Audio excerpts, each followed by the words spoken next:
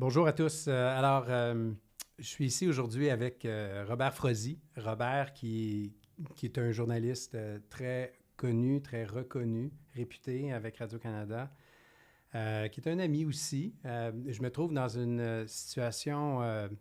c'est une première en fait pour moi parce que Robert, tu m'as interviewé à plusieurs reprises pour différentes émissions, différentes chroniques, reportages à Radio-Canada. Et pour la première fois, c'est moi qui te pose des questions. Mais je pense que ça va bien aller. Alors, Oui, moi aussi. si jamais t'as des observations après ça sur mes talents de journaliste que je ne suis pas, tu pourras me les faire, mais à micro fermé après. Pas de souci. Robert a amorcé sa carrière de journaliste en Europe, puis s'est établi au Canada en 1987. Il travaille à Radio-Canada depuis 1990 comme chroniqueur et journaliste au sport. On sait qu'en journalisme sportif, il y a du journalisme de complaisance et il y a du journalisme critique. Et je suis content de connaître Robert comme faisant partie du deuxième camp, c'est-à-dire un vrai journaliste de sport qui n'est pas là strictement par complaisance, mais qui est là vraiment pour aller au fond dans les questions d'enjeux publics sur le sport. Robert, tu as couvert plusieurs Jeux olympiques. Combien? Est-ce que tu gardes le calcul? 12 Jeux olympiques. Je ne te demanderai pas de confirmer ton âge, mais on peut deviner. Ça trahit Évidemment, sans oublier les Coupes du monde de soccer ou de football, puis les championnats du monde, entre autres. Depuis plusieurs années, ton travail d'enquête sur le dopage, la corruption dans le milieu sportif est régulièrement souligné, autant ici qu'à l'étranger. Tu as entre autres révélé il y a quelques années les dessous de l'affaire du docteur Maurice Duquette, qui est le médecin qui avait orchestré le dopage de Geneviève Janson. Donc, on est ici aujourd'hui pour parler d'un sujet brûlant d'actualité, qui est le conflit qui oppose la FLD, l'Agence française de lutte contre le dopage, à l'Agence mondiale antidopage, l'AMA. En fait, je vais peut-être faire une correction pour qu'on ne se trompe pas sur les termes, parce que sinon l'Agence française de lutte contre le dopage ne va pas être contente. Ouais. C'est elle qui a reçu une lettre qu'elle devait transmettre à la commission des sanctions indépendantes. On y reviendra, mais c'est important de faire la nuance, parce que ce n'est pas l'Agence française qui a été menacée. On reviendra sur ce qui s'est passé, mais il faut être prudent dans ce domaine. Ben, en fait, c'est une belle entrée en sujet, une belle entrée en matière, parce que pour ceux qui comprennent mal la dynamique entre la FLD puis la Commission des sanctions, est-ce que tu peux expliquer comment ça fonctionne en France, la lutte contre le dopage entre ces deux organisations-là, puis l'Agence mondiale antidopage qui chapeaute le tout au niveau international? Ben, en gros, si on veut être schématique, d'abord, ce qui est clair, c'est qu'en France, le sport dépend de l'État. Et donc, à partir de ce moment-là, quand on met en place une structure, elle est quelque part étatique. L'Agence française de lutte contre le dopage n'est pas une agence complètement indépendante, puisque c'est régi, en fait, par l'État. Ils ont créé une commission indépendante des sanctions. On verra les nuances dans certains pays et tout, mais ils ont donc une commission indépendante des sanctions qui est dirigée, présidée par une haut fonctionnaire, mis à disposition par l'État, et qui est une structure étatique qui dépend du Conseil d'État. Donc, si une sanction, par exemple, est prise contre un athlète, en fait, l'Agence française de lutte contre le dopage dit « cet athlète-là a fauté, nous demandons 4 ans ». Eux vont étudier d'une autre manière la question en se disant « bon, ok, c'est qui cet athlète? Est-ce qu'il y a des circonstances atténuantes ?» Alors, autour de la table, évidemment, juristes, monde scientifique, donc des médecins, etc., des anciens athlètes. Donc, il y a une espèce de panel quand même assez cohérent. Ce n'est pas le monde du sport qui règle les problèmes du monde du sport. Là, on a élargi. Et ce qui est intéressant, c'est que, eh bien, par exemple, dans un cas précis, où on a reproché donc à cette commission le laxisme, et là on envoie la balle à l'agence française, puisque c'est l'agence française qui dépend de l'agence mondiale antidopage. L'agence mondiale antidopage a vu ça, l'agence française demandait 4 ans pour tel athlète, on a donné 3 ans du côté de la commission, parce qu'on avait donné comme raison et comme circonstance atténuante, il était jeune, c'était sa première faute, et il avait fait confiance à son médecin, entre autres. Moi, je n'étais pas dans la... Mais c'est à peu près ce qu'on m'a dit quand j'ai demandé les raisons. Et c'est un des 3 cas. Et là, on a dit tout d'un coup, ben non, vous êtes laxiste. On avait demandé 4 ans. Pourquoi vous mettez moins? Vous êtes qui? Enfin, on sait qui? L'AMA? Non, oui, c'est l'Agence mondiale antidopage. Et là, ça a pris des proportions quand même assez... qui ne sont pas proportionnelles, en fait, et qui vont nous amener à comprendre c'est quoi, en fait, pourquoi l'Agence mondiale réagit comme ça. C'est que l'Agence mondiale dit, si vous ne faites pas bien votre travail, là, dites à la commission, à l'Agence française de lutte contre le dopage, dites à votre commission indépendante que si elle ne fait pas bien le travail, c'est à vous qu'on va retirer la conformité. Alors, retirer la conformité à une agence nationale antidopage, ça veut dire que ça a des répercussions sur tous les athlètes, sur toutes les compétitions sportives en France. Vous me voyez venir, Paris 2024 par exemple, et toute la préparation. Ça veut dire que les athlètes ne pourraient pas être testés. Donc s'ils ne sont pas testés, ils ne pourront pas participer. Et on n'a pas le droit de tenir une compétition d'envergure internationale si vous n'avez pas une agence agréée. Pas seulement des Jeux olympiques, mais des championnats, des Coupes du quoi. monde. Comme la Coupe du monde de rugby, par exemple, qui a eu lieu, si on avait enlevé la conformité, et normalement, elle n'aurait pas dû avoir lieu. Donc, c'est un non-sens. C'est que l'Agence mondiale antidopage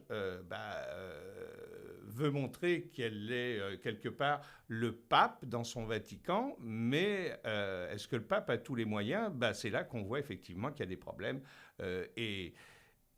Et on ne peut pas reprocher quelque part directement aux Français d'avoir créé une commission indépendante qui dépend donc du Conseil d'État. Et donc ça veut dire que ici, par exemple, une sanction qui est prise, c'est le Centre canadien pour l'éthique dans le sport qui va dire l'athlète est suspendu, nous suivons le code antidopage, et puis il y a des recours possibles si l'athlète veut se défendre. Ouais. Mais maintenant, revenons en arrière avec justement le sujet d'actualité en France. Est-ce que cette suspension-là de 4 ans qui a été suggérée, qui finalement a été réduite à 3 ans, est-ce que ça a été au terme d'un processus d'arbitrage ou d'un processus quasi-judiciaire? Ça a été comme... Est-ce que l'athlète s'est défendu? Est-ce qu'elle avait des avocats? Complètement. Non, ça marche comme ça.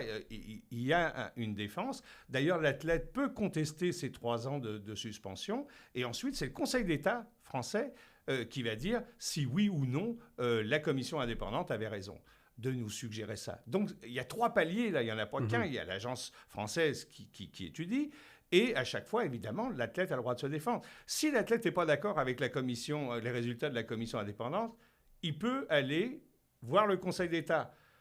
Un peu comme l'athlète irait voir le tribunal arbitral du sport s'il n'est pas content d'une décision qui a été prise par son agence nationale ou même par l'Agence mondiale antidopage. Donc, je trouve que c'est intéressant comme structure. Maintenant, qui dit État, qui intervient dans une structure comme celle-là, veut dire aussi, est-ce qu'il y a des pressions indues sur des personnes de cette commission, etc. Parce que si c'est un athlète lambda, c'est une chose. Mais imaginons qu'on a mis la main sur un grand nom du sport français qui doit rayonner aux prochains Jeux olympiques de Paris. On peut se poser la question. Dans d'autres cas, on a vu que l'État était intervenu, évidemment pas officiellement, pour polir un peu certaines compétitions qui avaient lieu dans son pays. Là, je ne parle pas juste de la France, là, je parle des États-Unis, je parle de pas mal de pays qui accueillent des événements. Et des fois, c'est vrai qu'il est demandé, en tout cas, c'est ce qu'on nous dit, nous, en coulisses, c'est ce qu'on a pu, et certains de mes confrères qui ont enquêté dans le monde, on s'aperçoit qu'il y avait eu des pressions de l'État pour que ou le pays gagne, ou l'athlète gagne, ou l'athlète ne soit pas trop menacé par les contrôles parce que ça le perturberait, etc. Une manière de dire qu'on va le protéger, quoi. On l'a vu avec l'Union cycliste internationale et Lance Armstrong, entre autres, qu'il y avait effectivement une protection de la Fédération internationale, donc de l'Union cycliste internationale, où on disait on ne va pas casser le jouet marche bien et il nous rapporte beaucoup d'argent. Alors, il ne faut surtout pas aller l'ennuyer avec son pipi ou avec sa transfusion, etc. Bon, c'est là que je dis que les limites d'une grande organisation, par exemple privée, qui organise des événements internationaux, ou une fédération internationale qui a des intérêts économiques avec son commanditaire, etc., n'aiment pas trop ça, là, qu'on parle de dopage, de harcèlement, d'abus, etc. Donc, tout ce côté sombre, là, des fois, on essaie de le noyer. Alors, c'est peut-être la limite que je donnerais. Moi, j'aime bien l'idée d'une commission indépendante d'une agence nationale. Maintenant, quand l'État pourrait intervenir là-dessus, parce que légalement, pas tout à fait légalement, il pourrait le faire, mais je veux dire légalement, dans l'esprit, pourrait effectivement intervenir sur certains de ses membres. J'ai 1 million de questions qui viennent en tête sûr. Ici, Robert, parce que, est-ce que c'était... L'Agence mondiale antidopage a envoyé une lettre à la FLD en les mettant en garde qu'ils pouvaient être suspendus comme Agence nationale antidopage.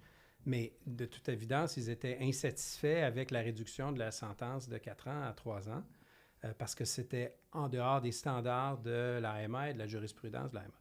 Qu'est-ce qui empêchait l'AMA de porter la décision en appel tout simplement devant le tribunal arbitral du sport? Ils auraient pu le faire et ils ne l'ont jamais fait. Mais pourquoi? Non, mais ils ne l'ont jamais fait dans l'histoire de cette commission. Ça n'a jamais été remis en question, les décisions de cette commission. Parce que le processus, quand même, existe. C'est-à-dire que si une agence nationale antidopage rend une décision qui est considérée comme non conforme avec le droit ou avec l'opinion que l'AMA peut avoir, bien, il y a un droit d'appel devant le TAS, devant le tribunal arbitral du sport, qui, en toute indépendance, je siège, moi, comme arbitre au TAS, et je ne me prononcerai pas sur ici, aujourd'hui, je ne me prononcerai pas sur est-ce que c'était une bonne décision, une mauvaise décision, mais je suis là pour poser des questions. Est-ce qu'ils n'auraient pas pu plutôt aller devant le TAS et tout simplement laisser le tribunal décider si 3 ans était raisonnable plutôt que le 4 ans? Ils avaient tout à fait la possibilité de le faire. Maintenant, il faut lire, en fait ce qui n'est pas écrit sur le scénario. Et ce qui n'est pas écrit dans le scénario, c'est que l'Agence mondiale antidopage est roi et maître et veut montrer au monde entier qu'ils sont rois et maîtres, même si la confusion des genres, la confusion des styles, la confusion des cultures qui se confrontent là-dedans, c'est pire que les plaques tectoniques qui se soulèvent. Parce que c'est trop absurde. Les législations ne sont pas les mêmes. Les cultures des gens qui sont autour de la table à l'Agence mondiale antidopage, qui viennent des 5 continents, ne sont pas les mêmes. On n'a pas la même manière de appréhender ne serait-ce que le mot dopage. Alors comment voulez-vous le légaliser? Par exemple, je vais donner un exemple. L'intention de se doper. Pour l'Agence mondiale antidopage, quelqu'un qui est pris dans les mailles du filet, il avait l'intention de se doper. Donc ça veut dire... Il y a une présomption d'intention et après ça, il y a des moyens de défense. Mais c'est sur le terme intention. Ce mot intention n'est pas du tout, mais alors pas du tout, analysé de la même manière dans certains pays. Je pense à l'Espagne, je pense à l'Italie, je pense à la France, je pense à certains pays anglo-saxons, pays nordiques aussi, où le mot intention n'a pas du tout le même sens, où on va même prendre en considération l'intention ou non de se doper. C'est quand même une nuance importante, l'intention ou non de se doper.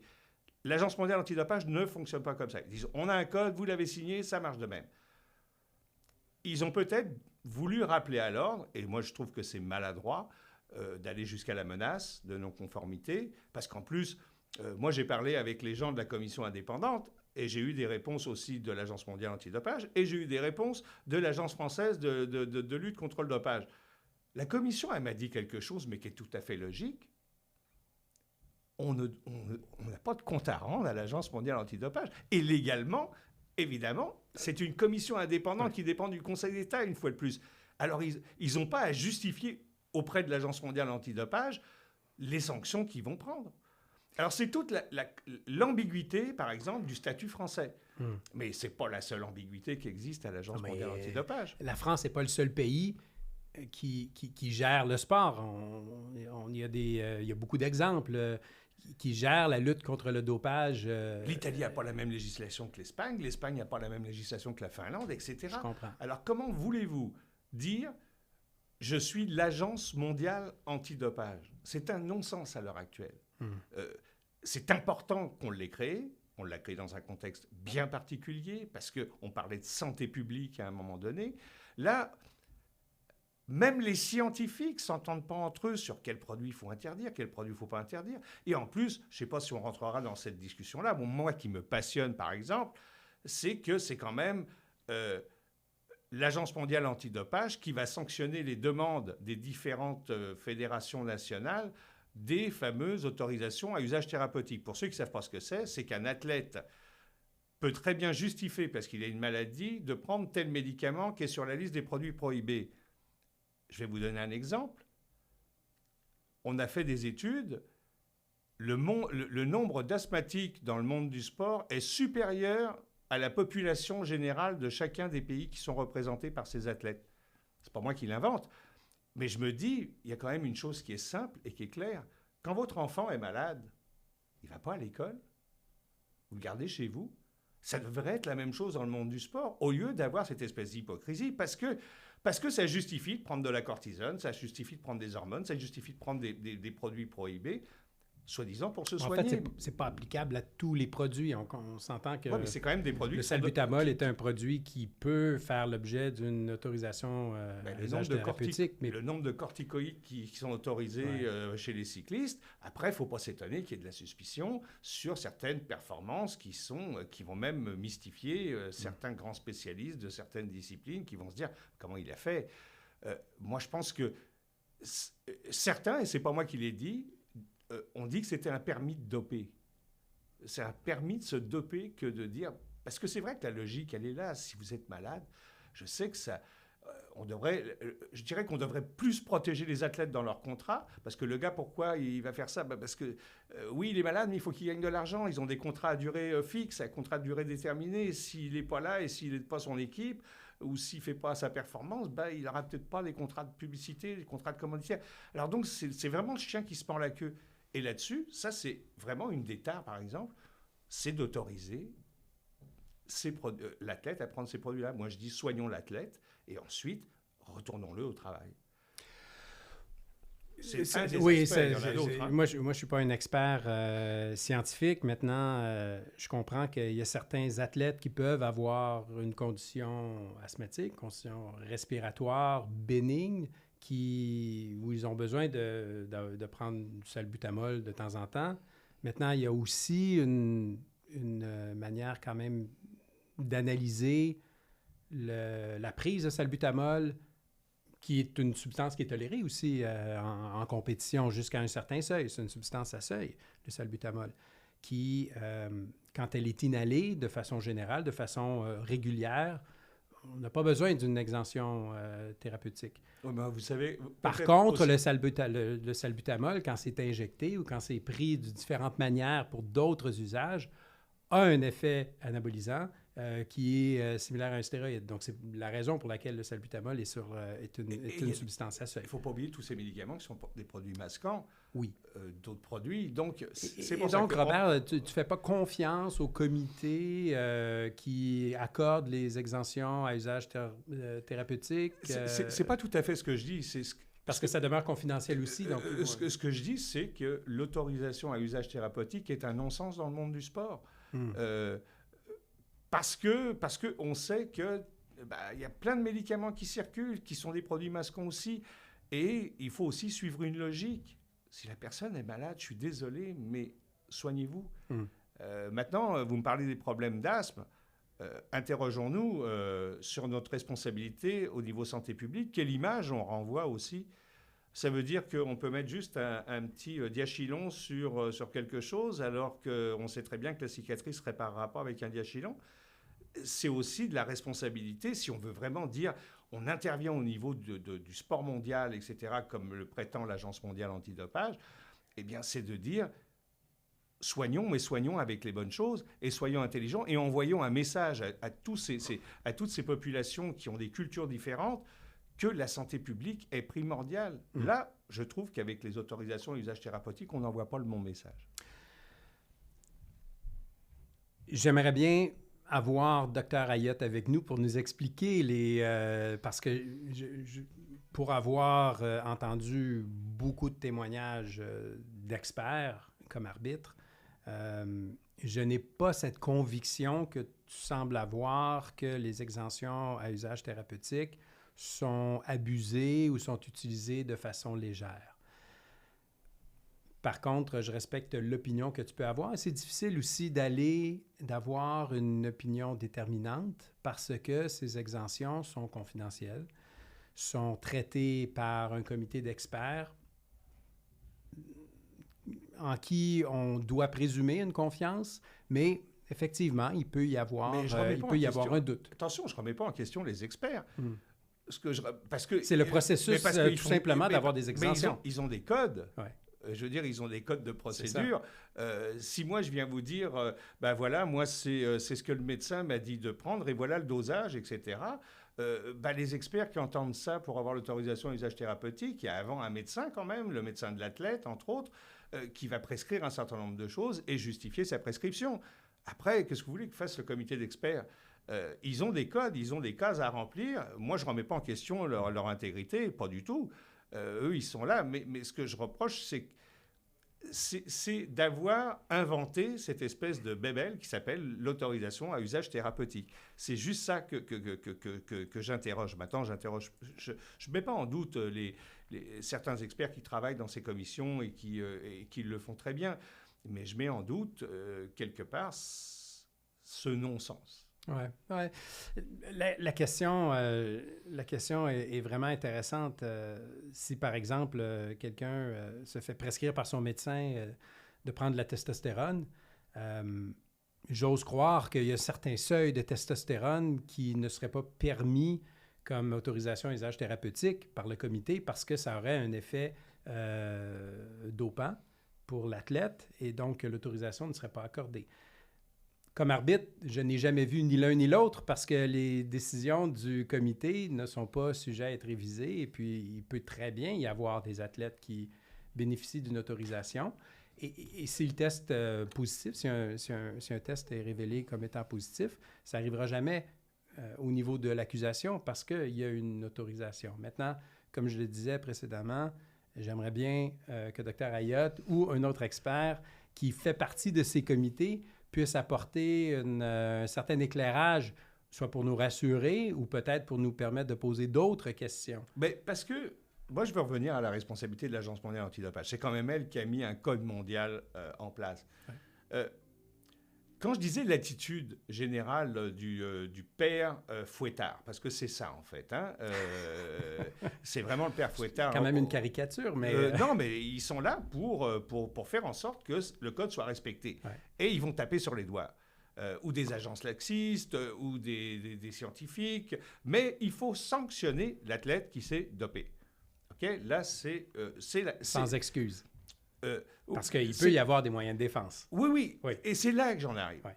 C'est vrai qu'il y a le tribunal arbitral du sport, mais moi, j'ai vu plein de cas défiler dans ma carrière où l'athlète était obligé de se prendre un avocat personnel, donc avoir des dépenses, etc., qui n'étaient pas payées par sa fédération, parce qu'il y avait cette rigidité sur l'intention, et je reviens à la discussion qu'on avait tout à l'heure, sur la définition de l'intention de l'athlète de se doper, qui est strict, carré et que vous ne pouvez pas raboter du côté de l'Agence mondiale antidopage, alors que dans d'autres pays, on réfléchit autrement à ces choses-là et l'athlète n'est peut-être pas obligé d'aller dans un processus judiciaire long qui peut remettre en péril sa carrière complètement parce qu'on a pensé qu'effectivement le mot intention n'avait pas le même sens. C'est un des exemples. Non, je comprends, Robert, mais je pense qu'en 1999, quand l'Agence mondiale antidopage a été créée, c'était justement pour se doter d'un système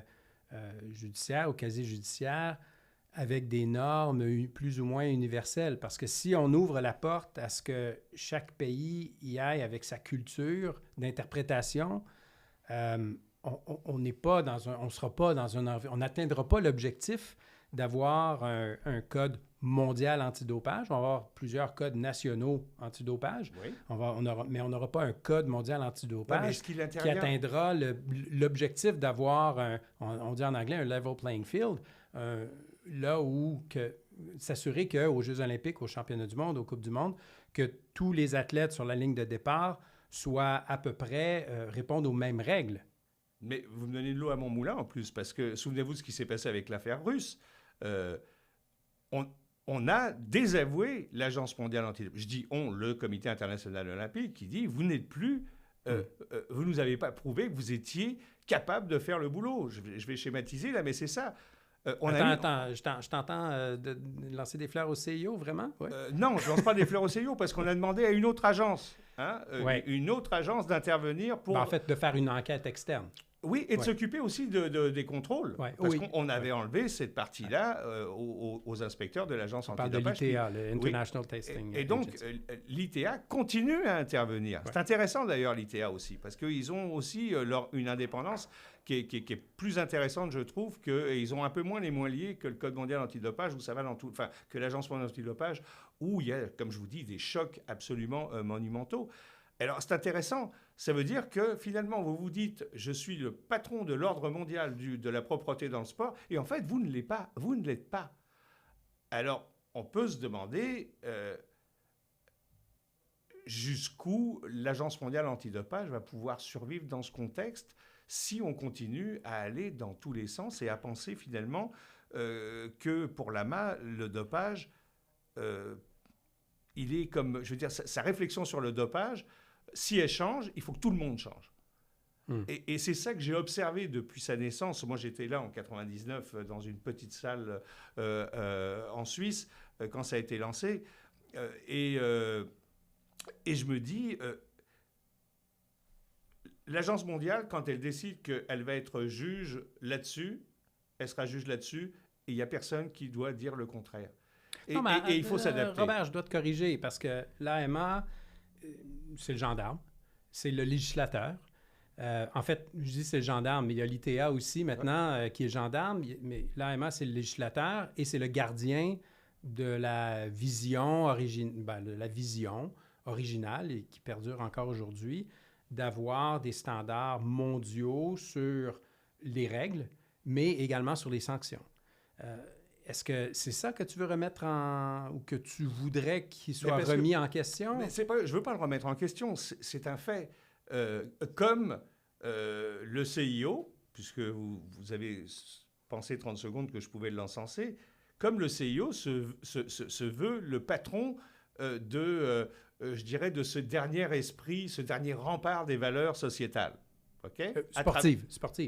Sociétale, parce qu'ils ont la prétention de dire on ne fait pas de politique, mais on veut que la paix règne dans le monde, etc. Donc ils ont une démarche aussi sociétale. On parle de discrimination au niveau du sexe, de la race, etc. Et j'en passe. Ouais.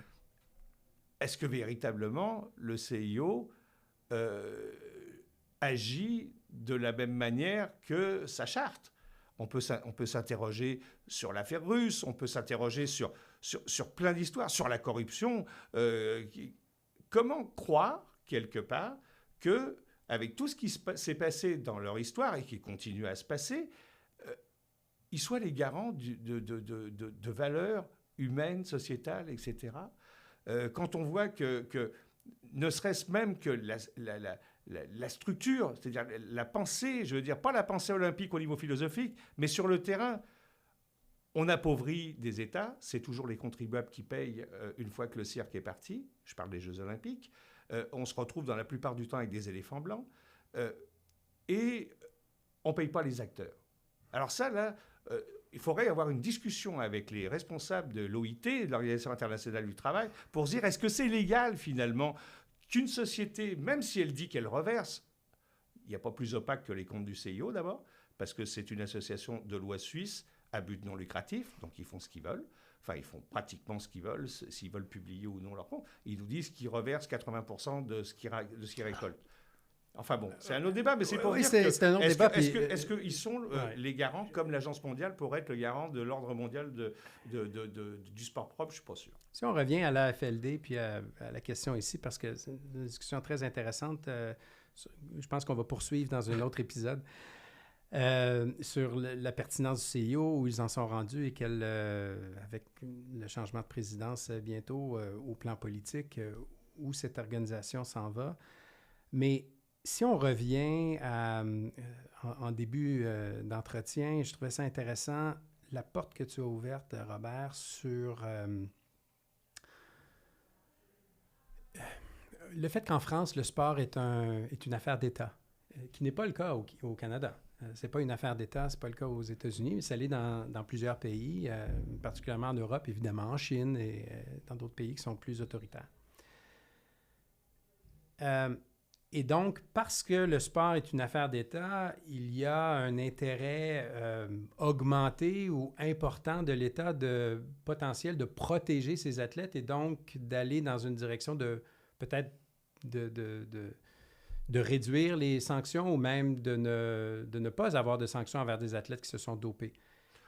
Est-ce que je comprends que ce qu'on a vu avec cette affaire-là, avec la FLD puis la commission, puis la réduction de 4 ans à 3 ans, est-ce qu'on voit une porte qui s'ouvre vers une intervention de l'État justement pour potentiellement protéger ses athlètes?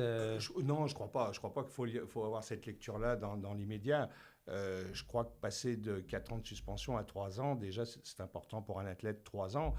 Ensuite, c'est pas du laxisme du tout et c'est pas de la générosité. Tu as ouvert la porte tout à l'heure que ça se pourrait que le 3 ans soit 0. Mais bien sûr. Oui. Mais on l'a vu dans d'autres cas. Il y a plein de cas d'athlètes qui sont passés entre les mailles parce qu'ils avaient une réputation internationale. Et il y en a plein qui s'en sont sortis. J'ai parlé de Lance Armstrong tout à l'heure, mais on peut parler de Javier Sotomayor, le Cubain, et puis il y en a un paquet comme ça.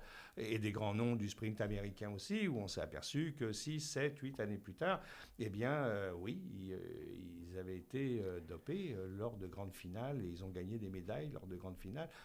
On n'a jamais eu la preuve, mais on ne leur a jamais retiré non plus. Alors, l'intervention étatique, oui, elle est dangereuse. Mais quand on parle, et je reviens à ce qui est peut-être crucial dans le monde du sport aujourd'hui et justement dans le monde de l'antidopage, c'est qu'ils parlent en France, par exemple, de santé publique. Et moi, je pense qu'on ne met pas assez l'accent dans certains pays sur le fait que le dopage, ce n'est pas juste améliorer la performance, c'est que l'athlète va se détruire. Il réduit son risque de vie en prenant toutes ces cochonneries qui sont faites pour soigner en règle générale.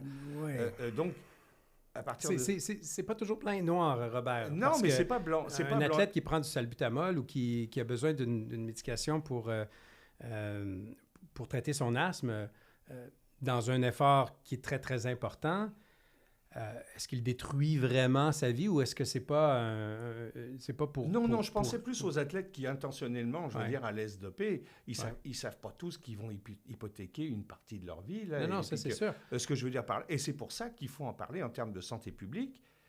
Et si on veut véritablement suivre la grande doctrine du Comité international olympique, vous êtes des modèles.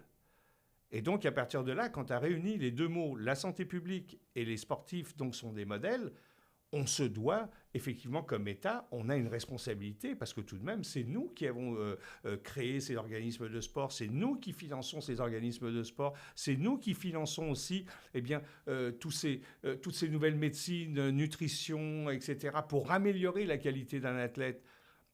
Donc, à partir de ce moment-là, on se préoccupe et on parle en termes de santé publique. Quand on n'arrive pas à harmoniser ça, si on ne s'entend pas au départ, on parlait de définition tout à l'heure, si on ne s'entend pas au départ, je crois que le message, il devrait être clair de la part de l'Agence mondiale antidopage. On parle sur l'ensemble de tous les continents de santé publique, ou alors ça ne sert à rien. Si chacun règle à la petite semaine, je dis à la petite semaine, j'exagère, mais si chacun règle avec sa constitution, qui son code juridique, sa tolérance ou son intolérance, etc., on s'en sortira pas. On peut pas avoir quelque chose à deux vitesses. Si vraiment vous dites je suis le code mondial et je me réunis dans tous les pays du monde en réunissant tous ces experts, etc. L'élément de santé publique associé au sport est intéressant parce que je pense qu'en France, ils vont beaucoup plus loin qu'on peut le retrouver au Canada. Au Canada, on associe rarement le sport avec la santé publique. La santé publique au Canada, c'est notre système de santé. En fait, c'est un système de guérison qu'on a, un système de traitement. Donc, notre système de santé est basé sur des traitements, des protocoles de guérison, une fois que la personne a une condition.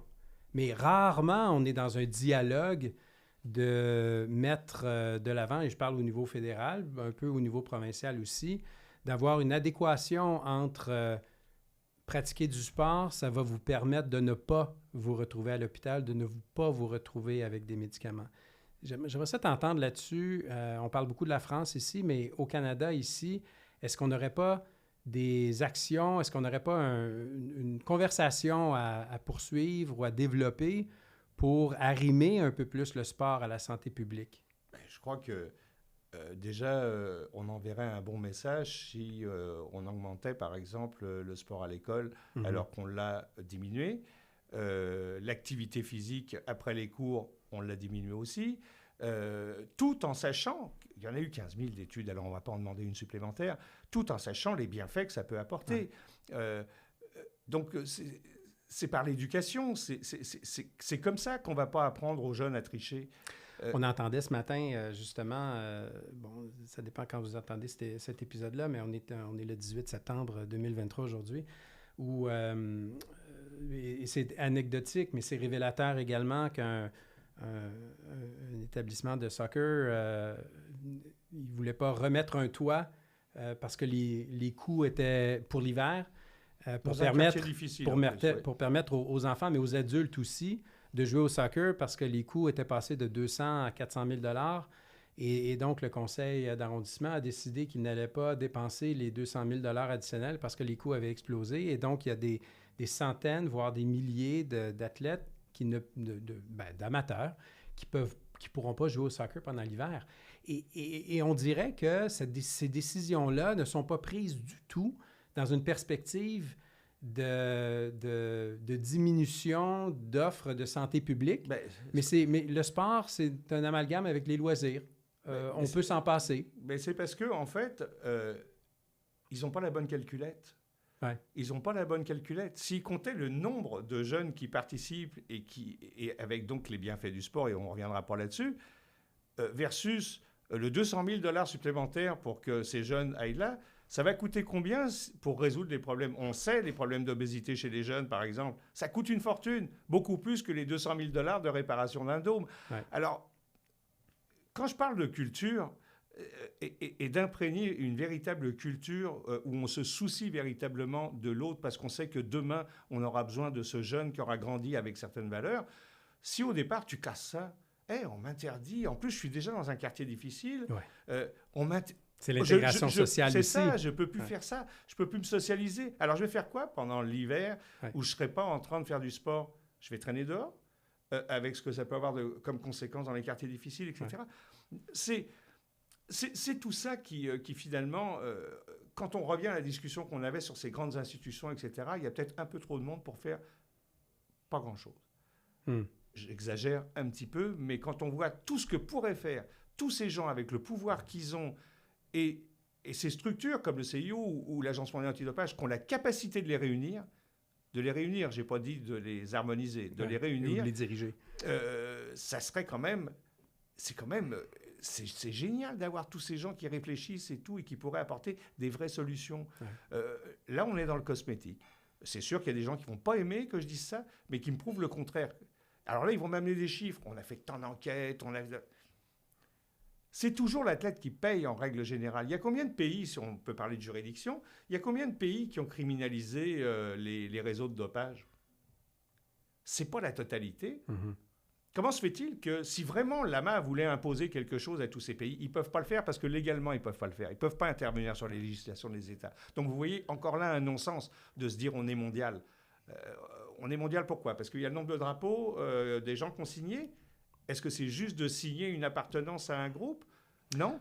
Et le pouvoir d'intervention de l'AMA, non seulement ne va pas jusqu'à la législation domestique, mais c'est vraiment limité aussi aux athlètes de haut niveau. L'AMA n'a aucune juridiction sur les amateurs de tous les jours. Mais je vous rappelle une chose que je vous disais tout à l'heure, ce sont eux les modèles de demain. Alors si les modèles de demain... c'est des tricheurs ou c'est pas des tricheurs parce qu'on s'y est pas pris, on s'est trompé. Et qu'est-ce qui arrive quand, par exemple, vous êtes bien placé, vous avez arbitré au TAS, qu'est-ce qui arrive quand l'athlète est blanchi? Est-ce que les médias, je parle des médias, mais je parle aussi tous ceux qui en fait étaient à l'origine de tout ça, est-ce qu'ils utilisent les mêmes moyens pour le ramener en vie, c'est-à-dire le ramener dans son monde du sport? pendant 1 an, 2 ans où il s'est battu. Le système est fait pour que l'athlète, que toutes les procédures soient strictement confidentielles au niveau de l'accusation. Là où le public est avisé, c'est quand l'athlète est condamné ou est suspendu ou il y a une sanction. Mais il y a des athlètes qui ont plaidé devant moi comme arbitre où j'ai rendu des décisions les blanchissant et dont personne n'a entendu parler parce qu'on les protège, les athlètes, quand même. Donc, mais il y a des athlètes qui vont choisir on se rappelle, par exemple, de Laurence Vincent Lapointe. J'allais vous le dire. Oui, mais c'est elle qui a choisi de dire qu'elle faisait l'objet d'accusations et donc qu'elle s'est défendue. Elle a gagné, et tant mieux pour elle. Mais ça ne serait pas plus simple? De dire, on m'accuse, je vais me défendre. Si je suis coupable, évidemment, je n'ai pas envie que ça se sache. Des fois que j'ai des chances au TAS que ça se passe bien. Parce que j'ai des super avocats qui sont beaucoup plus forts des fois que les arbitres du TAS. Ça veut dire que finalement, les vrais voleurs vont gagner. Pas toujours, mais je pense que le système... on pourrait regarder... ça serait intéressant de voir sur le nombre d'années, le nombre d'athlètes vraiment connus qui ont été véritablement pénalisés avec des grandes sanctions. Ça serait intéressant. Je n'ai pas compilé les statistiques, mais ça serait intéressant de voir est-ce que finalement toutes ces structures pas font leur travail, elles le font, mais est-ce que le résultat est là? Par exemple, pourquoi c'est toujours l'athlète qui est pointé du doigt? Parce que c'est plus facile. Parce que c'est plus facile. On a accès, en fait, pratiquement tout l'argent sur c'est quoi les produits dopants, quel médicament pourrait être détourné, comment on peut détourner ce protocole-là. Et ensuite, on va décréter ça aide à la performance, pas ça. Et celui qui est pris avec l'athlète, avec le produit prohibé par le Code mondial antidopage, il doit se justifier. Mais dans certains pays, et c'est là que je trouve ça formidable, on va aussi enquêter sur les réseaux. Parce qu'avant que le médicament se retrouve chez le docteur Mabuse, qui était dans l'entourage de ces athlètes, etc. Mais attention, Robert, ils le font. Ils le font pas partout. Dans les pays où les réseaux sont criminalisés. Et on a quelques alertes. Si je prends l'exemple du Canada, par exemple, le CCS, qui est le Centre canadien d'éthique dans le sport, qui est l'Agence nationale antidopage au Canada, quand un athlète teste positif pour une substance, ils vont poser beaucoup de questions auprès de l'athlète. Ils vont lui demander où as-tu pris la substance, de qui tu t'es approvisionné. Ils vont remonter, ils vont faire un travail d'enquête quand même pour aller vérifier est-ce que c'est derrière un réseau. Parfois, l'athlète va acheter la substance simplement sur Internet, mais s'il l'achète des États-Unis, le CCS ne peut rien faire. J'irais même jusqu'à dire que même si c'est au Canada, il ne peut rien faire parce qu'on s'entend, au Canada, c'est pas illégal de vendre des substances qui sont interdites selon le Code mondial antidopage. Pour la plupart des substances, c'est pas interdit. Donc, il y a un travail à faire également comme société pour interdire, comme ils le font en France ou dans d'autres juridictions en Europe notamment, où c'est interdit, c'est illégal selon le droit national. Mais ça, c'est un choix de société qu'on doit faire. Est-ce qu'on veut mettre les ressources législatives, mais également policières, répressives, pour faire enquête? Ça a donné des résultats dans plein de cas. Je pense aux fondeurs autrichiens, au jeu de Turin, où il y a eu des descentes de carabiniers sous dénonciation, etc. Ça porte fruit. Et là, tu n'as pas un argument de ma part. Moi, non, mais ce que personnellement, ça fait longtemps que j'ai une position ça fait longtemps. Ouais. Je veux dire, ce que je pense, c'est que arrêtons d'avoir seulement une corde à son arc. Parce que tu tires qu'une flèche. Mais faut savoir à qui on fait porter le blâme ou de qui on a ces demandes-là. On ne peut pas demander à l'Agence mondiale antidopage de créer quand même des législations nationales, des législations domestiques. C'est à chacun des gouvernements de décider. Mais d'être cohérent dans les messages qu'on envoie. Oui. Ça, là, déjà, ça serait un pas en avant. Oui. Et si on revient à la genèse de notre discussion, on envoie carrément une menace. C'est pas comme ça. On n'est pas dans des pays où carrément les États interviennent sur leur CNO, sur le Comité national olympique. Mais est-ce que c'était pas justement, je spécule, est-ce que c'était pas justement le message politique, appelons-le comme ça, que l'AMA a voulu envoyer au gouvernement français pour les mettre en garde de façon peut-être trop ou très musclée, de dire, ben, vous ne pouvez pas avoir votre propre système parce que si on vous permet de faire ça, même si on fait de façon généralement confiance à votre système, si on vous permet de faire ça, ben, qu'est-ce qui va empêcher d'autres pays, en vous prenant pour exemple, de dire, ben, le 4 ans, c'est pas 3 ans, et puis c'est pas 3 ans, mais c'est 2 ans, puis c'est pas 2 ans, mais c'est 6 mois. Attention, c'est nous qui sommes les gardiens des sanctions, du code, dans le code. Et si le code dit 4 ans, c'est 4 ans. Ah, mais je veux bien ça, mais prenons le cas des Russes. Ça, c'est un cas super intéressant parce qu'avant même, quand le Comité international olympique a accordé les Jeux à Sochi, qui était un non-sens, les Jeux les plus chers de l'histoire, il faut le rappeler, 53 milliards, 55 milliards même de dollars, les Jeux les plus chers de l'histoire, on savait déjà qu'il y avait des problèmes au laboratoire de Moscou. Mm-hmm. On savait que la Rusada, donc l'agence russe antidopage, il y avait des problèmes aussi. Moi, je me dis, à qui profite le crime? On savait les amitiés de Thomas Bach avec Poutine. Bon, c'est plus les mêmes aujourd'hui, là, mais à l'époque, ça fonctionnait très, très bien.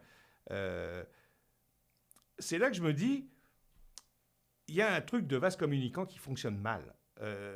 Ou alors qui fonctionne bien pour quand on veut fermer les yeux. Parce que c'est ça qui se passe aussi.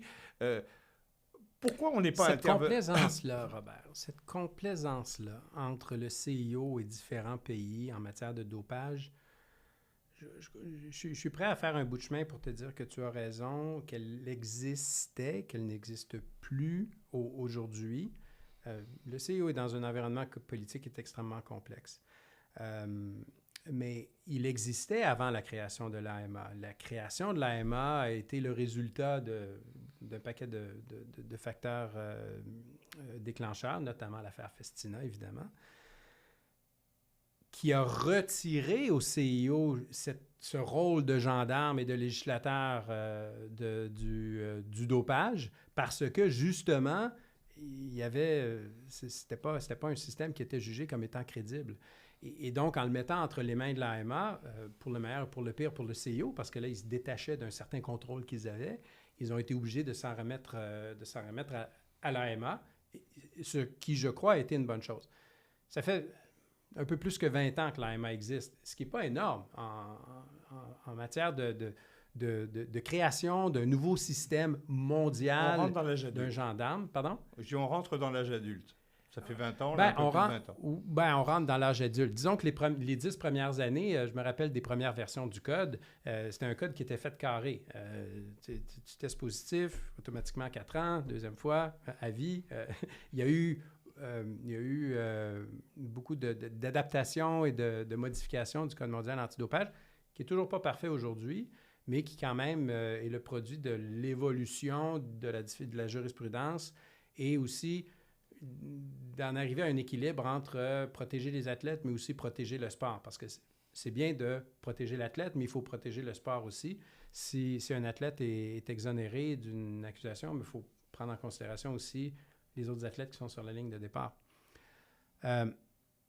Et je ne suis pas ici pour défendre bec et ongles. Des fois, j'essaie de me mettre à la place de l'athlète qui aujourd'hui doit être un gestionnaire, doit être un médecin. Ouais. Non, mais je veux bien qu'il ait un environnement, etc.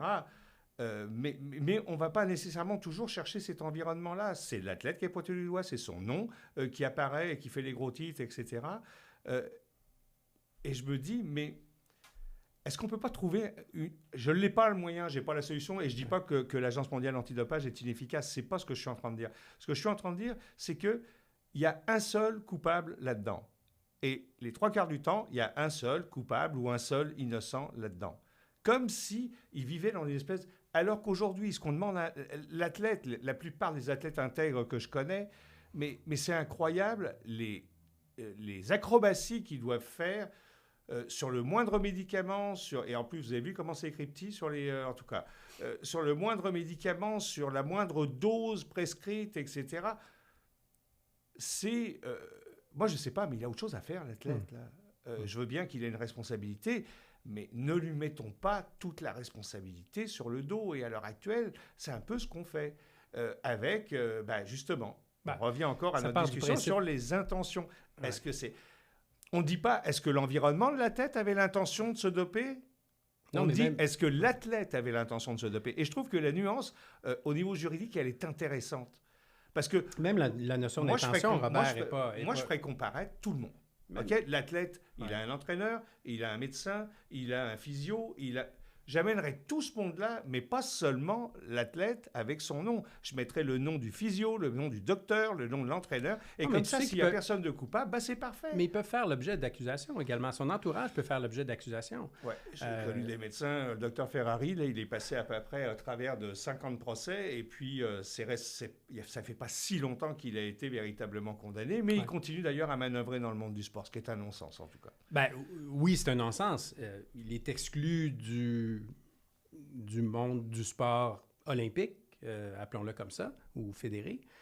Mais c'est sûr que si la législation domestique lui permet de continuer à signer des contrats avec des athlètes puis à entraîner des athlètes, on peut quand même pas reprocher au CIO, à l'AMA et à toute cette famille de ne pas intervenir. Ils ont fait ce qu'ils pouvaient avec ce qu'ils avaient. Maintenant, c'est effectivement, les gouvernements doivent aussi prendre leur part de responsabilité Oui, mais- et peut-être reconnaître les décisions du TAS, reconnaître les décisions des agences antidopage et les importer dans leur législation domestique Mais- pour mais est-ce que- empêcher ces personnes-là. On le fait avec les pédophiles. Mais aujourd'hui, oui, mais on a vu aussi comment, quand c'est le monde du sport qui règle les problèmes du monde du sport, jusqu'où ça peut aller.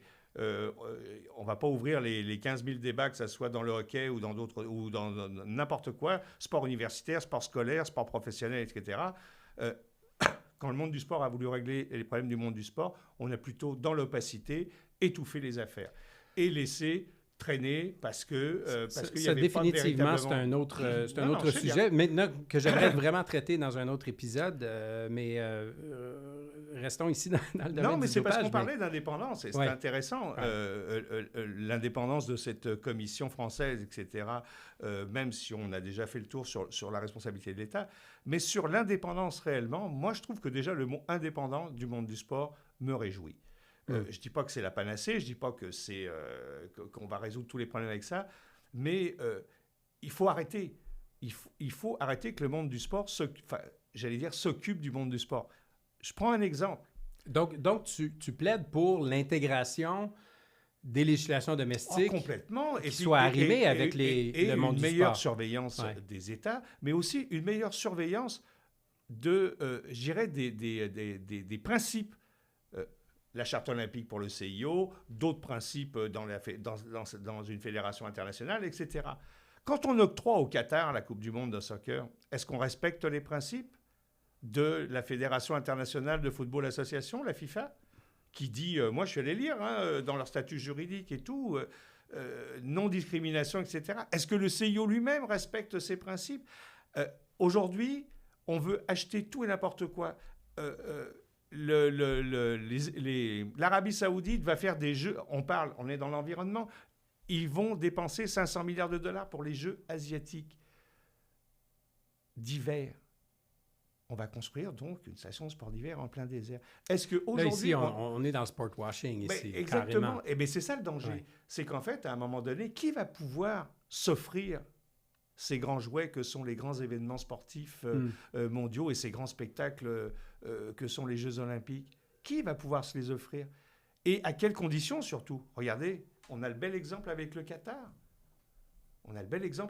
Ça veut dire qu'on peut discriminer, on peut atteindre aux droits de l'homme et aux droits humains et tout de même accueillir un grand événement sportif. Mais qui sommes-nous comme Occidentaux pour dire au Qatar, vous ne pouvez pas objectivement être candidat pour organiser des Jeux olympiques? Après ça, c'est une question parce que tout simplement, on mettrait dans les fédérations toutes les fédérations internationales donc, qui régissent le sport de haut niveau, les Jeux olympiques, les championnats du monde, enfin tout ça, on dirait, on n'accepte que les candidatures des pays qui vont respecter ça. c'est en fait, on reprend la charte, tout simplement, qui est bien écrite, en plus la charte Mais olympique. respecter ça. Non-discrimination. Si vous avez de la discrimination, la preuve en a été faite, il y a eu des enquêtes de plein d'organisations non gouvernementales, vous ne respectez pas ça, je suis désolé, mais on ne peut pas accepter votre candidature. Comment ça se fait que ça fonctionne en droit, ça? Si vous avez été condamné, etc., à un moment donné, il y a des choses que vous ne pouvez plus faire dans la société. Mais qui est gendarme mondial? Et ici, c'est la planète. Le gendarme mondial, c'est ceux qui est le gendarme mondial pour pouvoir dire de façon... Le CIO et ses membres qui octroient les Jeux olympiques. Les fédérations internationales qui octroient la tenue des championnats du monde. Et voilà. Et tout simplement, c'est aussi simple que ça. Mais attention, Robert, tu ouvres une porte qui est quand même très... Ça veut dire que ça prend un processus où, avant même de postuler pour un championnat du monde ou pour des Jeux olympiques, un pays se ferait accuser de ne pas respecter, par exemple, soit les droits humains ou l'équité. Et donc, il y aurait une décision déterminante envers le pays, envers un État, pour les disqualifier jusqu'à ce que... on va loin ici. OK. On a octroyé les Jeux en 2008 à la Chine. Le discours de Juan Antonio Samaranch à l'époque, j'étais là quand il l'avait donné au Congrès, quand on a donné les Jeux à la Chine, d'ailleurs c'était sa dernière volonté avant de quitter, eh bien, qu'est-ce qu'il avait dit? Il dit, vous allez voter parce que les Olympiques vont aider ce pays à prendre conscience que on a redonné les Jeux à la Chine malgré le massacre et l'internement des Ouïghours, malgré tout ce qu'ils font à l'heure actuelle sur leur population au niveau des droits humains. Alors, est-ce qu'on a fait avancer les choses? Est-ce que ce qui vaudrait pour le coup, c'est en amont? Parce que là, qu'est-ce que ça veut dire? On va essayer pendant 15 jours, d'oublier, ou pendant un mois et demi de compétition, ou un mois, d'oublier et de faire comme si on vivait dans un monde de licorne? Et puis qu'on accepte finalement l'idée des Romains qui étaient du pain et des jeux? Non. On parlait d'envoyer des messages à une jeunesse, on parlait de santé publique tout à l'heure, etc. C'est tous ces messages-là. Mais si vous envoyez un message et son contraire, qu'est-ce qu'on va comprendre là-dedans? Qu'est-ce que peut comprendre un jeune à l'heure actuelle qui s'intéresse un petit peu à ce qui se passe et puis qui est en âge de comprendre? Comment ça se fait, papa ou maman, qu'on a donné les Jeux alors qu'on enferme des gens parce qu'ils ne pensent pas pareil? Vous voyez où je veux en venir? De la même manière où je vous faisais l'argument de la santé publique en disant pourquoi on donne des médicaments alors que l'athlète il est malade? Pourquoi il ne s'arrête pas en maladie? Je ne parle pas de ceux qui ont véritablement des problèmes et qu'il ne faut pas interdire de faire du sport, c'est pas ça que je dis. Mais quand on fait du sport de haut niveau, il y a des contraintes. Et ces contraintes-là, moi je connais plein de gens qui ne sont pas allés dans parce qu'effectivement, où ils avaient un problème au niveau, mais léger, au niveau cardiaque, ou alors au niveau du vieillissement osseux, etc. Ils ne le regrettent pas, ils ont tous fait carrière dans d'autres domaines, etc. Robert, je ne suis pas en désaccord avec ce que tu soulèves. J'essaie toujours... Oui, on jase. J'essaie de rester le plus objectif possible, mais le moins occidental possible et le plus international possible. Parce que c'est sûr que nous, on a en Occident, au Canada, on a des acquis, on a une charte des droits et libertés. Ce n'est pas tous les pays qui ont le privilège d'avoir ça. Et j'essaie toujours de résister, d'imposer mes valeurs à d'autres pays, même si je pense que mes valeurs sont meilleures que les autres, que celles qu'on retrouve dans d'autres pays. Je ne parle pas de mes valeurs personnelles, mais je parle des valeurs qu'on a développées au plan institutionnel. Et, tu sais, il n'y a pas si longtemps, même au Canada, les femmes et les hommes n'avaient pas les mêmes droits, les mêmes salaires. Quand je dis il n'y a pas si longtemps, ça se compte en dizaines d'années seulement. Ouais. Est-ce que les pays n'ont pas le droit d'évoluer à leur propre vitesse, à leur propre rythme, tout en étant poussés gentiment par nous, en leur montrant quel est l'exemple? Et non, en faisant confiance... Je ne dis pas qu'il faut montrer un exemple, mais il y a des valeurs universelles. Non, je comprends. Mais le fait de ne pas donner des Jeux, par exemple, à la Chine en 2008, aurait pu être considéré, en fait, a été considéré, mais ils ont eu les Jeux quand même. Mais est-ce que tu ne crois pas que, puis je me fais l'avocat du diable ici, est-ce que tu ne crois pas que d'avoir donné les Jeux à la Chine, mais et le résultat de ça a été de projeter, de braquer les projecteurs de façon... très, très amplifié vers justement les questions de droits humains, pour les Jeux de Beijing en 2022 vers la question des Ouïghours, de façon beaucoup plus concertée, de façon beaucoup plus... où on en a parlé beaucoup plus que s'il n'avait pas eu les Jeux. Et on ne peut pas s'attendre à avoir une reconnaissance du gouvernement qui reconnaît que, ah oui, c'est vrai, finalement, vous avez raison, vous avez bien fait la leçon, on règle ça tout de suite. Non. Mais est-ce que c'est pas une manière, à travers le sport et à travers ces événements sportifs-là, de mettre en lumière les shortcomings ou les difficultés qu'ils peuvent avoir et laisser ensuite, une fois que les Jeux ont quitté, laisser ensuite le pays poursuivre la réflexion qui va provenir de sa population. Avec la Coupe du monde au Qatar, est-ce que le fait de braquer les projecteurs sur le travail qui a été assimilé à l'esclavage auprès de leurs travailleurs, est-ce que ça n'a pas projeté, amené une certaine lumière qui a amené le pays dans une certaine réflexion? On va le savoir dans 10 ans si ça a apporté quelque chose. Je ne suis pas complètement d'accord avec vous parce qu'on a tellement d'exemples. D'abord, ça a apporté une ampoule, pas une lumière, ouais. parce que c'était une petite ampoule qui n'a pas duré longtemps. Mm-hmm. C'était pas... Non, mais ça, pas longtemps, non, quelques semaines, mais on en a parlé quand même pendant 2 ans avant. Oui, on en a un peu plus parlé, parce que ça faisait des années que les organisations dénonçaient effectivement ça. Je reviens au message qu'on envoie. Et je dis pas qu'il faut... Mais il faut pas imposer nos valeurs. Il y a des valeurs qui sont universelles.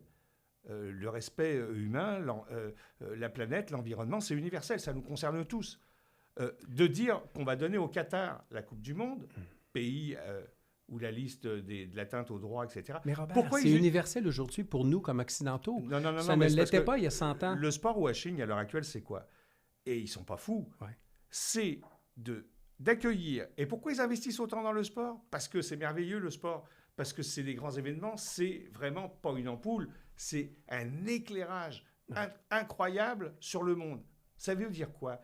Ça veut dire que si moi je vous donne à vous les Jeux Olympiques, ou si d'ailleurs ils veulent avoir les Jeux Olympiques, même l'Arabie Saoudite, si je vous donne la Coupe du Monde, un des plus prestigieux tournois, ça veut dire finalement que vous n'êtes pas si méchant. Ça veut dire que je vous donne une légitimité. Et pas à penser qui à la FIFA ou qui au CIO va aller voir dans 10 ans si effectivement une femme a encore le droit de se promener librement comme elle l'entend, ou est-ce que les travailleurs qui viennent d'autres pays un peu pour gagner un peu de pays de misère et qui ne mourront pas dans les chantiers, mais qui va s'en soucier à part les organisations non gouvernementales? Qui va aller faire l'état des lieux? Autrement dit, il n'y a personne qui le fait. On passe à un autre spectacle, on change le chapiteau de place et puis on se pose un peu moins de questions parce qu'aujourd'hui, quand on vous offre beaucoup d'argent pour tenir ces jeux, et on revient aussi à un autre débat, c'est à un moment donné, on n'en voudra peut-être plus, et qui en voudra? Ceux qui ont de l'argent, et est-ce que finalement, c'est pas tout ça qui va être la règle universelle? Moi, c'est ça qui me fait peur un petit peu, puis je veux pas être apocalyptique, mais... Non, mais c'est intéressant parce que, bon, moi, j'ai une vision très arrêté sur pourquoi le sport nous intéresse comme être humain. Pourquoi ça nous intéresse? Parce que c'est un spectacle formidable. Et moi, je ne dirais jamais le contraire. Alors, c'est un spectacle.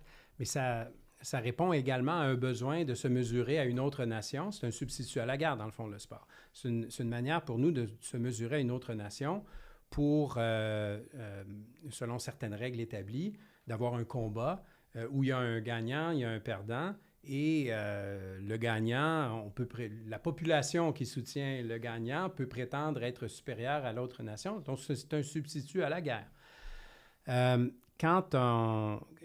Et dans l'évolution des peuples, quand les peuples se livraient en guerre, on fabriquait notre propre armée.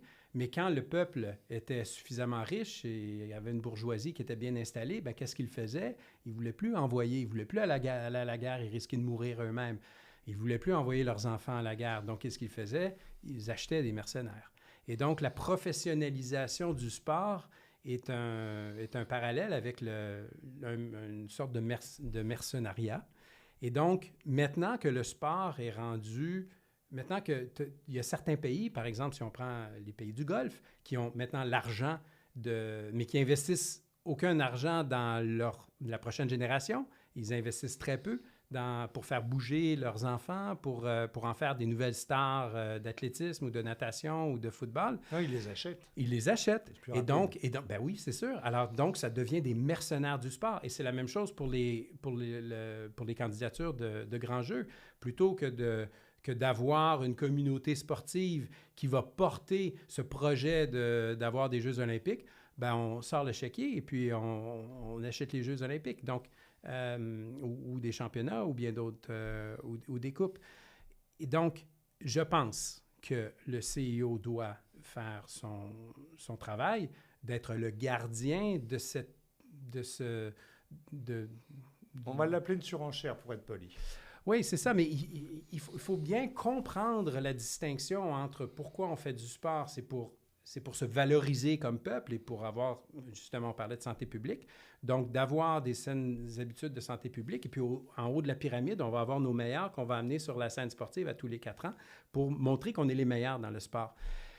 Mais il faut résister d'avoir des shortcuts ou d'aller trop rapidement pour simplement sortir le chéquier parce qu'on n'atteint pas l'objectif initial qui est de former la prochaine génération de sportifs qui va avoir des répercussions extrêmement positives sur la population, sur la société. Et donc, dans ce contexte-là, le dopage est intéressant parce que c'est une manière de court-circuiter le système pour avoir des performances qui vont permettre d'avoir des champions, mais en trichant.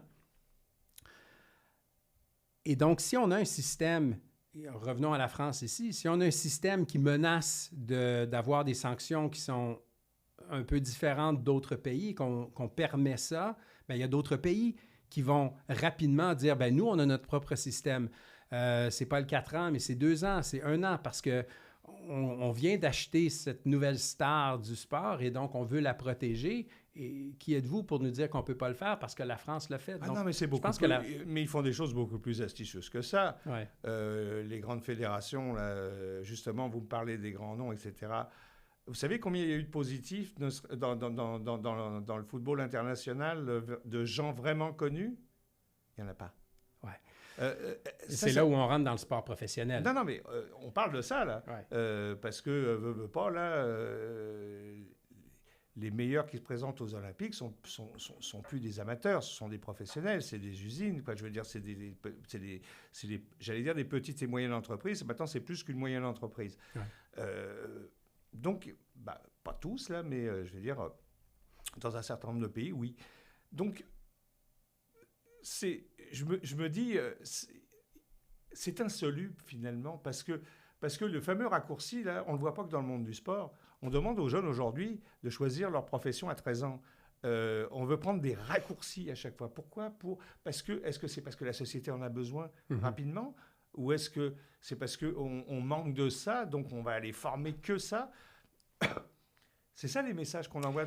Attention, c'est pas tous les athlètes. Il ne faut pas mettre tous les athlètes dans le même panier. Non, parce que je pense que la grande majorité des athlètes qui se retrouvent aux Jeux olympiques sont des athlètes qui passent à travers un système qui est normé, où ils sont testés régulièrement et ne prennent pas de substances interdites. Ceux dont on entend parler, on va en entendre parler beaucoup, mais il faut faire attention de ne pas faire d'amalgame, peu importe le sport. Non, moi je ne suis pas en train de dire ici qu'il y a une majorité d'athlètes qui se dopent. Ce n'est pas ce que je dis. Ouais. Ce que je dis, c'est que on va fermer intentionnellement les yeux dans certaines fédérations riches. On fermera les yeux intentionnellement. Mais comment excuse-moi, Robert. Comment fermer les yeux? Non, mais comment ils peuvent fermer les yeux quand les athlètes sont testés quand même selon des normes par l'ITA ou par l'Agence nationale de sport? Non, là, vous me faites sourire parce que ça dépend où ils sont testés, ça dépend le nom de l'athlète, ça dépend de... tout le monde... Mais le nom de l'athlète, c'est un numéro, l'athlète. Non, avant. On fonctionne même à l'ancienne, à l'heure actuelle. Ils sont prévenus, OK? Là, il y a des athlètes connus qui sont prévenus qu'ils vont avoir un contrôle antidopage. Mais le système n'est pas fait comme ça. Non, je n'ai pas parlé du système. Moi, je vous parle de la réalité. Là. Vous êtes en train de me dire que... c'est sûr que dans tout système, il y a de la corruption. Maintenant, cette corruption-là, est-ce qu'elle est généralisée ou est-ce qu'elle est anecdotique? Elle n'est pas anecdotique quand il s'agit de grandes compétitions internationales et que, par exemple, les athlètes le pays hôte, peut-être que les équipes n'auront pas le même traitement que si tu viens d'un autre pays où on va te tester parce que, et encore, il y a certains sports qui ne sont pas si testés, que ça. Ils ne sont pas testés comme on devrait les tester, c'est ça que je veux dire. Ouais. Parce que vous pouvez très bien me dire qu'il y a eu 550 tests dans tel sport, etc. Mais permettez-moi d'être dubitatif, parce que c'est pas moi qui invente que le monde du sport est devenu, est devenu un monde où on n'envoie pas les bons messages. Moi, je préfère avoir les bons messages de la plupart de nos athlètes, même s'ils terminent 12e, 15e, 20e, 25e de grandes compétitions mondiales, où ils vont être des modèles dans leur coin de pays, dans leur village, dans leur ville, etc. C'est ça pour moi le sport. C'est pas celui forcément qui sera sur la plus haute marche ou les 3 marches du podium. Donc c'est ça les messages qu'on veut envoyer. Si vous envoyez le message qu'il n'y a que les 3 marches du podium qui comptent, combien vous avez de chances que les raccourcis soient pris pour y arriver? Beaucoup plus que si vous dites « Ok, t'as fait tout ce que... » Moi, je regarde quelqu'un qui a fait 12e, c'est sa meilleure performance à vie, et tout au championnat du monde. Au championnat du monde, c'est un Gothard. J'ai fait 25e aux Olympiques. Qui peut se vanter de faire partie de cette minorité d'Olympiens? Quoi, 10 000? 10 000 à chaque Jeux Olympiques? Mais Robert, tu travailles pour Radio-Canada, puis je t'entends, c'est sûr qu'on valorise le podium, mais à Radio-Canada, vous valorisez également les 12e places quand c'est une performance exceptionnelle. Je suis d'accord. Et c'est à votre crédit. Oui, non, mais ce que je veux dire, il faudrait que ça soit dans la société, que ça soit comme ça dans les mentalités. Et qu'on dise... On devrait plus valoriser nos athlètes de haut niveau qui se rendent de haut niveau. Mais regarde, et on ne le fait pas suffisamment, ça. Ça, c'est un autre débat qu'on pourra avoir. Ouais. Quand on a ce programme qui est dénoncé, et combien de fois j'ai fait des chroniques sur ce programme qui s'appelle « À nous le podium », qui est un non-sens. Ça veut dire que le message qu'on envoie, c'est qu'on peut construire une maison à partir du toit et qu'on descende jusqu'aux fondations. C'est ça qu'on envoie comme message. J'ai jamais vu une maison, moi, qui était construite à partir du toit. Oui, c'est intéressant comme analogie. Le programme « À nous le podium » a été créé parce que j'étais au Comité olympique canadien à l'époque pour permettre au Canada d'avoir le maximum de médailles aux Jeux olympiques de Vancouver en 2010. Il a été créé, je crois que c'était 4 ou 5 ans avant, autour de 2005-2006. Et c'est un programme qui existe encore aujourd'hui. Mais effectivement, est-ce qu'il devrait être révisé ou est-ce qu'il devrait y avoir un deuxième programme, garder l'intégrité du programme « À nous le podium » pour... Pourquoi ne pas simplement financer adéquatement les fédérations? Ça serait déjà un bon point. Les fédérations et les athlètes, oui, tout à fait. Non, mais ce que je veux dire, quand je dis les fédérations, c'est les athlètes. Ouais. Quand on voit qu'encore aujourd'hui, il y a des athlètes qui ne peuvent pas... Attention. Les fédérations, ce ne sont pas les athlètes. Les athlètes reçoivent du financement de Sport Canada. Oui, mais les fédérations aussi. Donc, ce que je veux dire par là, c'est pourquoi on ne finance pas, en fait, les athlètes et non pas les athlètes en fonction de leur performance, mais que déjà... ils puissent faire ça correctement quand on voit qu'il y en a qui sont encore en train de faire des boulots pour pouvoir survivre et de représenter quand même ce qui n'est pas le cas. Je vais te donner un exemple flagrant. Une escrimeuse italienne, eh bien, elle fait dans les 5 chiffres, enfin dans les 6 chiffres dans son pays. Par son État, payé par l'État. On parle d'une escrimeuse. Ouais. Nos escrimeurs ici, là, je ne connais plus la situation, parce que ça fait longtemps que je n'ai pas suivi ça, mais étaient obligés de faire des soupers spaghettis là, pour y arriver. Oui, mais quelqu'un qui a son brevet, donc il n'y en a pas beaucoup, mais ceux qui ont leur brevet... il n'y en a pas beaucoup, il y en a quand même un certain nombre au Canada, mais quelqu'un qui a son brevet gagne environ 35 000 par année. Donc, on est loin de l'escrimeuse italienne qui peut gagner sa vie à ne faire que ça. C'est sûr. Qui peut vivre aujourd'hui avec 35 000 par année quand il faut qu'il paye les frais de son physio, et son préparateur c'est ce que et son dire. Et en plus, entraînement. la fédération qui n'a pas l'argent forcément pour l'envoyer, parce que c'est peut-être la fédération qui va payer tel voyage, etc. Mais pas toujours. Pas toujours. S'il représente l'équipe nationale, peut-être. On ne peut pas dire, parce que avant d'arriver au sommet, il faut bien que ça parte de quelque part. Mais si tu ne finances que ceux qui gagnent, ça veut dire que ceux qui ont contre-performé pour X raisons, il y en a plein, ils vont être sanctionnés et ils vont redescendre en bas pour essayer de remonter la case, etc. Mais pas redescendre d'un étage, de redescendre jusqu'en bas, jusqu'aux fondations. Ouais. Ça ne peut pas marcher comme ça. Ouais, là-dessus, je suis 100% d'accord avec toi. Ouais. Ce que je trouve qui manque aussi au Canada, si on se ramène au financement des fédérations ou bien des athlètes, c'est et parce que ce n'est pas un dialogue quotidien de santé publique, de valorisation des athlètes qui ne font pas le podium, c'est extrêmement difficile, même pour un athlète qui est connu, d'aller chercher du financement privé. C'est bien de pouvoir demander à l'État de les financer plus, mais il y a également le secteur privé qui a son rôle à remplir. Et j'ai été très, très étonné il y a quelques années quand un athlète que je n'aimerais pas, dans un sport que je n'aimerais pas non plus, faisait des démarches pour trouver un commanditaire principal. Et le plus qu'il pouvait aller chercher, c'était 10 000 par année. Le plus. Et puis, ici, on parle d'un commanditaire on voyait son nom partout. C'est rien, 10 000 Alors, mais c'est parce que... comment est-ce qu'on peut... On n'a pas abordé enfin, on l'a pas mal abordé, mais on est un pays jeune, OK? La culture sportive n'est pas la même, par exemple, chez les anglophones que chez les francophones. Il faut rappeler qu'en 1976, enfin avant les Jeux de 76, Marcel Jobin, là, il se faisait tirer des roches. Ouais. Okay? On prenait pour un fou. D'ailleurs, c'est pour ça qu'il avait écrit Le fou en pyjama.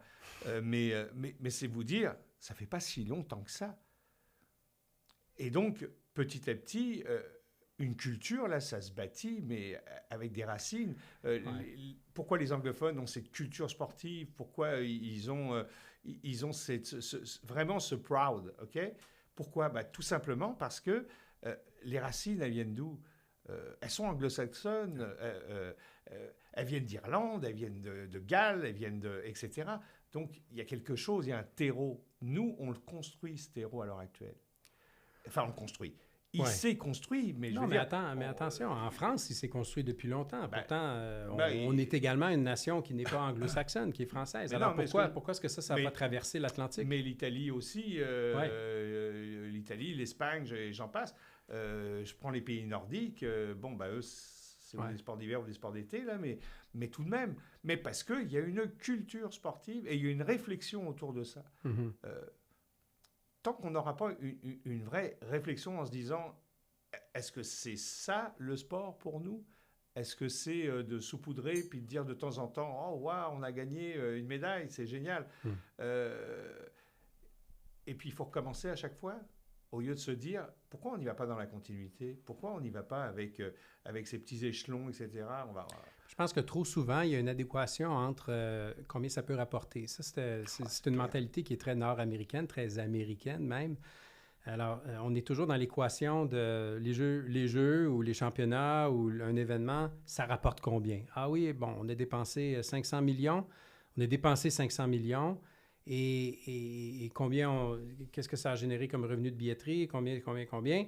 Et donc, au final, ça n'a rien rapporté. Donc, ça ne vaut pas la peine ou bien on se désengage. On l'a vu il n'y a pas longtemps avec Calgary qui s'est désengagé d'une candidature pour recevoir des Jeux olympiques parce que le conseil municipal, à tort ou à raison, a décidé que ça allait coûter trop cher en faisant une adéquation entre les revenus de billetterie, les revenus de télédiffusion. Et puis après ça, ils ont dit, mais Robert, si tu m'invites à dîner chez toi samedi soir, ça va te coûter de l'argent. Alors, mais tu n'essaies pas de faire de l'argent avec moi. Non. Tu vas me recevoir, tu vas acheter un rôti de bœuf, tu vas acheter des... Ça va te coûter peut-être quelques centaines de dollars même, mais ça va te faire plaisir de me recevoir parce qu'on est dans une société qui se reçoit mutuellement. C'est un peu ça, les Jeux. C'est un peu ça, organiser des championnats du monde, organiser des Jeux olympiques. C'est de recevoir les gens chez nous pour démontrer quelles sont nos valeurs, pour pouvoir partager un moment ensemble, pour que les gens en gardent des souvenirs impérissables. Ça, c'est dans un monde idéal, oui. Ben, je pense que moi, je vis dans un monde idéal. C'est dans mon monde. Non, mais ce que je veux dire par là... Mais je pense que, oui, il y a un travail de calcul qu'on doit faire, mais il faut aussi accepter que d'organiser des jeux ou de soutenir une jeunesse élite sportive va coûter de l'argent à la société parce que c'est là où on est. Ça fait partie de nos valeurs parce qu'on est dans un modèle de santé publique. Est-ce qu'on a besoin d'appauvrir des populations? Est-ce que aujourd'hui, au moment où on se parle, est-ce que la priorité, c'est de dépenser 50 milliards pour accueillir 3 semaines de compétition? Est-ce que c'est ça la priorité sociétale d'aujourd'hui? Non. Moi, je réponds non. Et puis, je crois qu'on serait majoritaire à répondre non, à part ceux pour qui l'argent ne compte pas, et encore. Et c'est ça que je dis, c'est que... Si on prend l'exemple de Sochi, par exemple, parce que 50 milliards, c'est vraiment l'exemple de Sochi. Puis mais on va voir combien vont coûter les Jeux. Les Jeux de Paris ont déjà doublé leur budget avant même qu'ils aient commencé. C'est sûr, mais en même temps, puis on en parle moins. Mais est-ce que Paris a besoin de publicité? Non, mais c'est pas ça. Mais en même temps, les Jeux olympiques, c'est un catalyseur pour mettre à niveau ou bâtir des infrastructures qui, dans certains cas, mais ça appartient au pays, s'ils les valorisent par la suite ou s'ils ne les valorisent pas par la suite. En 1976, les installations de Montréal, on a beau critiquer Montréal, les Jeux olympiques ont coûté cher, ça a quand même été un investissement qui encore aujourd'hui perdure. Le bassin olympique qu'on a à l'île Notre-Dame est utilisé pendant l'été de façon extraordinaire. Que ce soit pour le canot, le kayak, pour le triathlon, pour tout, pour faire bouger la population. C'est pas, sans Jeux olympiques, on n'aurait jamais eu un bassin d'aviron comme on a à l'île Notre-Dame. Et il y a plein d'autres exemples, le centre équestre à Brougon, le centre Pierre Charbonneau, toutes les installations, le stade olympique qu'on n'a pas valorisé pendant longtemps, puis que maintenant, avec une nouvelle direction, ils sont en train de trouver d'autres manières de le valoriser. On n'aurait jamais eu un stade sans des Jeux olympiques. Donc, il ne faut pas oublier ça, que c'est un investissement sur 50 ans et ça appartient au pays de valoriser ou non ces installations. Et je pense qu'en 1976, on était encore au balbutiement de la valorisation post-olympique. On n'avait pas encore trouvé la manière de valoriser les installations par la suite. Mais maintenant, des villes comme Vancouver, par exemple, pour les Jeux olympiques de 2010, ont trouvé une manière quand même de contenir les coûts, de faire un peu d'argent. On n'en a pas parlé beaucoup de Vancouver qui a perdu beaucoup d'argent. Lillehammer. Et Lillehammer, oui. Qui était peut-être qui était un des exemples, oui, tout à fait. Qu'on n'a pas suivi, c'est drôle. Oui, c'est ça. Et donc, il ne faut pas l'oublier, ça, parce que c'est... Non, mais attendez, vous me parlez des infrastructures. C'est drôle parce que est-ce qu'on a besoin d'un grand événement sportif, championnat du monde de soccer, pour se poser la question... Est-ce que j'ai besoin d'une piscine? Est-ce que j'ai besoin d'une ligne de métro supplémentaire? Est-ce que j'ai besoin d'un tramway? Je vais répondre malheureusement oui. Mais c'est là le non-sens. Oui, non, mais c'est un non-sens, mais c'est un non-sens de société. Non, c'est comme ça qu'on est. Non, c'est parce que c'est exigé, puis ça, il faut que les gens le sachent, c'est exigé, quand vous signez un dossier de candidature, de respecter un certain nombre de règles, que ce soit au niveau des transports, de l'hébergement, des infrastructures. Ouais. Et puis, vous ne pouvez pas construire comme vous voulez, etc. Là, il y a vraiment une charte, en plus de la charte olympique. Ça, ils doivent le respecter. C'est là que je dis, qui dicte qui à quoi? Est-ce qu'une population qui, par exemple, est dans la misère, on parle de la France qui accueille Paris 2024 avec le problème des retraites, j'en passe, etc. Mais est-ce que la priorité, c'était de construire une piscine olympique, non. La priorité n'était pas là au niveau... On parlait de choix sociétaux. Aujourd'hui, c'est un non-sens. Qu'on ait besoin d'une piscine... Je pense que le CIO a fait une réflexion au milieu des années 2010, justement, quand moins de villes se portaient candidates. Ils n'avaient pas le choix. Mais ils n'avaient pas le choix, mais on peut quand même les féliciter d'avoir réagi.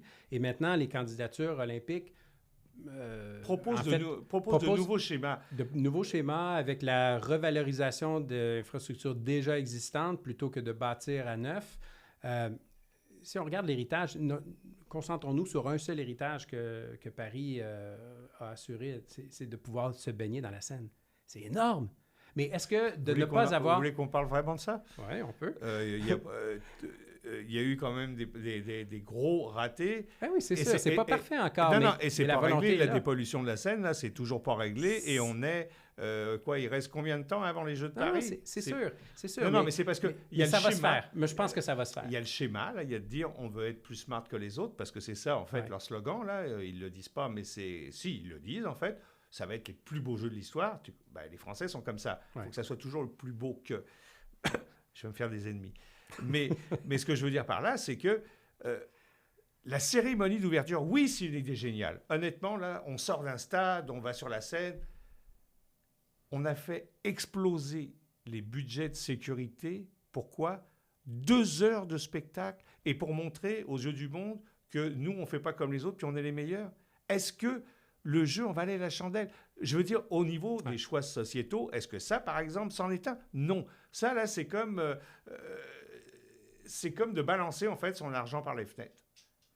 Parce que, qu'est-ce qui restera? Ben, voyons comment ça se décline. Je pense que... Non, mais je veux dire, ça ne va pas améliorer la scène, là. Non. Non, tu penses qu'en 2025, on ne pourra pas se baigner dans la Seine? Non, c'est pas ce que je dis, mais je veux dire... de faire des délégations sur des péniches qui vont défiler pendant 2 heures, ça va faire des belles images, mais ça va me rapporter quoi? Mais par contre, je sais combien ça va me coûter. Non, mais attends, c'est pas contradictoire parce que jusqu'au dernier jeu, les cérémonies d'ouverture sont des cérémonies en vase clos à des billets qui se vendent 2500 $ et plus. Et pour une fois, on a un comité organisateur qui dit, ben nous, les cérémonies d'ouverture, ça va être ouvert à la population et tout le monde pourrait les voir. Est-ce que c'est pas ça, l'évolution des Jeux olympiques? Ils sont déjà en train de réduire le chiffre des spectateurs qui pourront assister. Et je ne connais pas les conditions. On verra. On a le droit d'être sceptique, d'accord. Mais on s'entend que c'est quand même sur le bord de la Seine, il va y avoir des... Non, mais c'est pas un geste altruiste. Moi, c'est ça que je retiens. Ah non, OK. Non, je crois pas. C'est quoi d'abord? Il y a un certain nombre de pays qui fonctionnent et la politique prend plus de place que tout. Là, nous, à côté, là, on est ailleurs. Quoi, je veux dire, là-bas, c'est un sport. C'est une discipline olympique même. Là, il y a des élections qui s'en viennent. Enfin bon, je ne vais pas rentrer dans... Donc, il y a des considérations politiques domestiques derrière ça. Mais c'est clair. C'est clair. D'accord. Et en plus, on n'a même pas commencé les Jeux. Ça, c'est une première. Mais si c'est pour rendre la population heureuse. Il y a déjà peut-être des malversations. Alors, c'est quand même... Avant, c'était après. Mais là, c'est... Vous voyez comment ils sont originaux. Mais tant mieux si on les identifie déjà avant plutôt que d'en apprendre plus tard. On ne rentrera pas dans une évolution. Détail, mais ouais, mais enfin, bon, c'est plus une querelle de gens qui saillissaient et qui ont fait glisser les dossiers qu'autre chose. Enfin, c'est un autre sujet. Écoute, Robert, c'est fascinant, puis je pense qu'on pourrait parler pendant... il y a beaucoup de thèmes qu'on a abordés, effectivement. Ah oui, non, il y a beaucoup de thèmes. En fait, on est allé, je pense que je serais un très mauvais journaliste parce que je ne suis pas capable de recadrer le sujet. Mais en fait, c'est un sujet qui déborde sur c'est parce que tout est lié, en thèmes. fait. C'est ça, tout est lié, puis je n'ai pas voulu non plus restreindre la conversation. Et donc, est-ce que la France est à risque, on va terminer avec ça, est-ce que la France est à risque de perdre les Jeux de 2024 si elle ne règle pas ses problèmes avec l'AMA?